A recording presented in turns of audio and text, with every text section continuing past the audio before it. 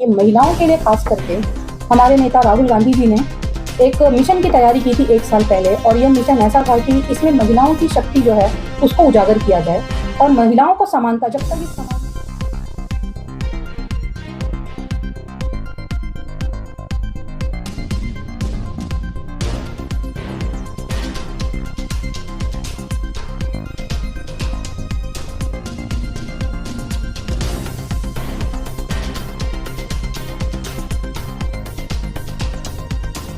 Fellowship जो है, जैसा कि आप नाम से ही जानते हैं कि ये इंदिरा गांधी जी के नाम से शुरुआत की गई है, और ये नाम जो है एक शक्ति का नाम है।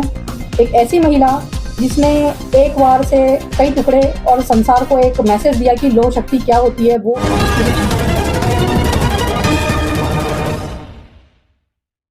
हमारे heart of Mumbai news channel को सब्सक्राइब करें और बेल आइकन दबाना ना भूलें। अच्छा खान जी, आज जिस तरीके से आपने प्रेस कॉन्फ्रेंस बुलाई है, तो ये प्रेस कॉन्फ्रेंस बुलाने का क्या रीजन है, क्या मतलब है? ये प्रेस कॉन्फ्रेंस में आप सभी को पहले तो धन्यवाद देती हूँ कि आप लोग यहाँ आए और आप सबने अपना समय दिया है, जो हम लोगों को वो मैं आपको बताने के लिए बहुत इच्छुक थी कि पिछले साल सितंबर मंथ में इंदिरा फेलोशिप की शुरुआत की गई। मैं जिसकी सदस्य हूँ और महाराष्ट्र की प्रवक्ता भी हूँ, तो इसके जानकारी देने के लिए मैंने ये प्रेस कॉन्फ्रेंस बुलाई है। तो ये इंदिरा फेलोशिप जो है ये क्या करती है, क्या ऑर्गेनाइजेशन है, इससे जनता का क्या भला है? इंदिरा फेलोशिप जो है, जैसा कि आप नाम से ही जानते हैं कि ये इंदिरा गांधी जी के नाम से शुरुआत की गई है, और ये नाम जो है एक शक्ति का नाम है। एक ऐसी महिला जिसने एक बार से कई टुकड़े और संसार को एक मैसेज दिया कि लो शक्ति क्या होती है, वो एक महिला की उन्होंने जो बताया। और हम ये बताना चाहते हैं, इंदिरा नाम देने के पीछे वजह है कि महिलाओं के लिए खास करके हमारे नेता राहुल गांधी जी ने एक मिशन की तैयारी की थी 1 साल पहले, और यह मिशन ऐसा था कि इसमें महिलाओं की शक्ति जो है उसको उजागर किया जाए और महिलाओं को समानता, जब तक इस समाज में महिलाओं को समानता का अधिकार नहीं मिलेगा, देश की राजनीति में उनको समानता का अधिकार नहीं मिलेगा, उनके हक अधिकार पूरे नहीं होंगे, तब तक महिलाओं के साथ यानी कि एक वर्ग के साथ में अन्याय होगा। उस अन्याय को खत्म करके, इस असमानता की दूरी को मिटा करके हमें समानता के राह पे लाने के लिए, महिलाओं की राजनीति में उनके हक और उनके कदम को और आगे बढ़ाने के लिए गांव तक, हर मोहल्ले, हर स्कूल कॉलेज की जो महिलाएं हैं उन तक उनके अधिकार को पहुंचाने के लिए इंदिरा फेलोशिप को लाया गया। आयशा खान जी, इंदिरा फेलोशिप जिस तरह से आप बता रहे हैं कि महिलाओं के सशक्तिकरण को लेकर के, महिलाओं के उद्धार को लेकर के काम करती है, और 2024 के लोकसभा के इलेक्शन से पहले इसकी शुरुआत की गई थी, उसका बेनिफिट तो लोकसभा में मिला। क्या लगता है कि अभी विधानसभा भी इंदिरा फेलोशिप के लिए जो टारगेट कर रही है? देखिए, अभी आपने ही जवाब दे दिया कि उसका फायदा मिला। बिल्कुल इसका फायदा आपके पास ही आपके प्रश्नों का उत्तर भी है, और आप प्रश्न जो पूछ रहे हैं ये हकीकत में आने वाले इलेक्शन में और भी जोरदार देश के केंद्र की राजनीति में इसका फायदा दिखाई देगा। जो देश भर में हमारी बहनें हैं इंदिरा फेलोज, वो जमीन पर अपने बूथ लेवल पर जो काम कर रही हैं वो काबिले तारीफ है, और उसका ही नतीजा आपने पिछले इलेक्शन में देखा है। बहुत बेहतरीन नतीजा निकला और आने वाले वक्त में बिल्कुल मिलेगा। महिलाओं का कैसा है, आप लोगों को रिस्पांस मिल रहा है? ये लगभग एक टर्म तो पूरा हो चुका है, दूसरे टर्म में कैसा है आपको महिलाओं का सहयोग मिल रहा है? अभी आपसे मैं बताना चाहती हूँ कि महिलाओं को हमने शुरुआत में हमारे पास में 300 जो हमारी इंदिरा फेलोज थी, देश भर में 300 के आसपास इंदिरा फेलोज थी। अब इससे जुड़ने के लिए वापस से इसे रीलॉन्च किया गया है। तो रीलॉन्च होने के बाद में इसका इतना अच्छा प्रतिसाद है कि जो बहनें हमारी पढ़ी लिखी कम है, जो एक्स यूज करना नहीं जानती, जिसे हम पहले ट्विटर कहते थे, उन लोगों ने भी हमसे ऐसी दरख्वास्त की कि हमें भी इससे जोड़ा जाए, और हमारी काफी बहनें बैठी हुई हैं, वो भी जुड़ना चाहती हैं कि इंदिरा फेलोशिप की जानकारी पूरी मिले और हम लोगों को भी इसका फायदा मिले। इंदिरा फेलोज की शुरुआत मुंबई धारावी से हुई है या पूरे देश के और किसी कोने से हुई?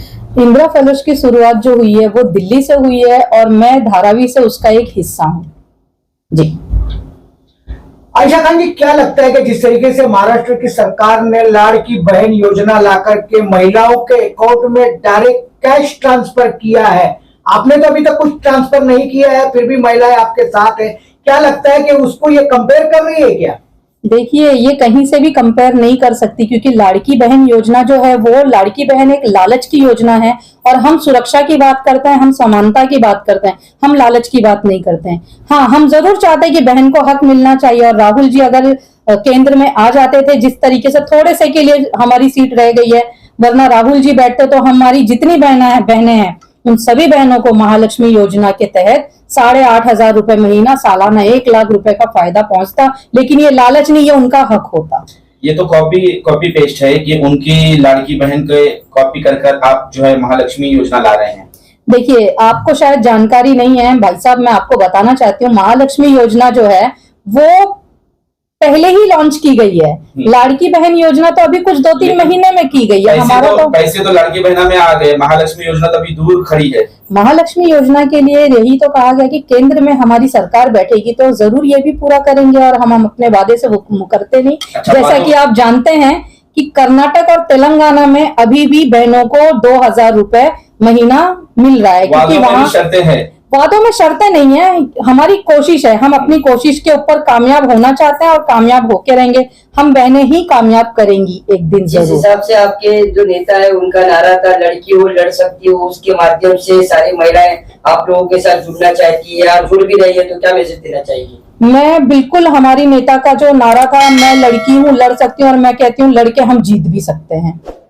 लड़ेंगे तो जीतेंगे, और लड़ेंगे तो इसीलिए कि जीतना है, हमें हार नहीं देखनी है। और बिल्कुल मैं इस बात के लिए पूरी सहमत हूँ कि मैं लड़की हूँ, लड़ सकती हूँ और लड़कर जीत सकती हूँ। ये लड़ाई कैसी होगी? राजनीतिक होगी या सामाजिक होगी? ये लड़ाई राजनीतिक भी होगी, सामाजिक भी होगी। हम समाज में भी अपनी बहनों को यह संदेश देना चाहते हैं कि समाज के अधिकार पहले उनको मिलने चाहिए, जो समाज में वो स्थान ग्रहण करना चाहती है वो स्थान पहले उनको मिले, चाहे वो राजनीतिक हो, सामाजिक हो, पारिवारिक हो या संवैधानिक हो, जो भी है उनके मिलना चाहिए।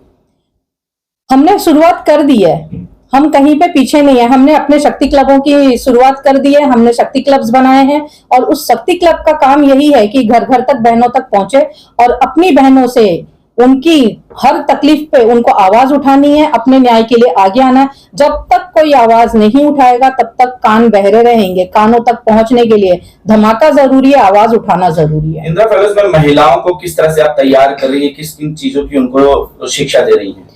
महिलाओं को हम इंदिरा फेलोज के तौर पे एक शक्ति क्लब के द्वारा हम अपनी महिलाओं को तैयार करते हैं। शक्ति क्लब का काम होता है हर बहनों को जोड़ना। इस शक्ति क्लब में 5 बहनों को हम पहले शुरुआत, एक क्लब में 5 बहनों को जोड़ा जाता है। अब 5 बहनों का काम होता है कि अपने अड़ोस पड़ोस के, यानी एक बहन जो है वो एक परिवार से नहीं अपने अड़ोस पड़ोस से जुड़ती है, तो 5 बहनें 50 लोगों से जुड़ती हैं।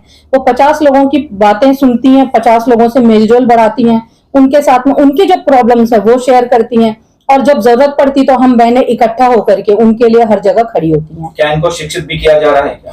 बिल्कुल, प्रौढ़ शिक्षा भी दी जा रही है। हमने वो भी कोशिश की कि इनको प्रौढ़ शिक्षा के द्वारा, जो हमारी सीनियर सिटीजन्स हैं जो स्कूल नहीं जा पाई अपनी प्रॉब्लम्स के कारण, उनको भी घर बैठे ही एजुकेशन मिले, उसकी भी शुरुआत की गई है। यानी आप घर बैठे उन्हें बता रहे कि उनके अधिकार क्या है और उनको जमीन पर किस तरह से अपने अधिकार मांगने हैं। जी बिल्कुल, हम उनको हर तरीके से शिक्षित कर रहे हैं, हर तरीके से उनको उनके आधिकारिक जानकारियां उन तक पहुंचा रहे हैं। मैसेज क्या देना चाहिए?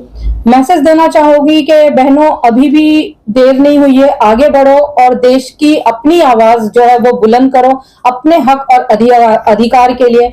आधी आबादी पूरा अधिकार, तो हम बहनों को संसद तक हमारी आवाज पहुंचानी है। इसके लिए सभी बहनों से मेरी रिक्वेस्ट है हाथ जोड़ के, प्लीज आप लोग आगे आइए और इस मुहिम का हिस्सा बनिए। धन्यवाद।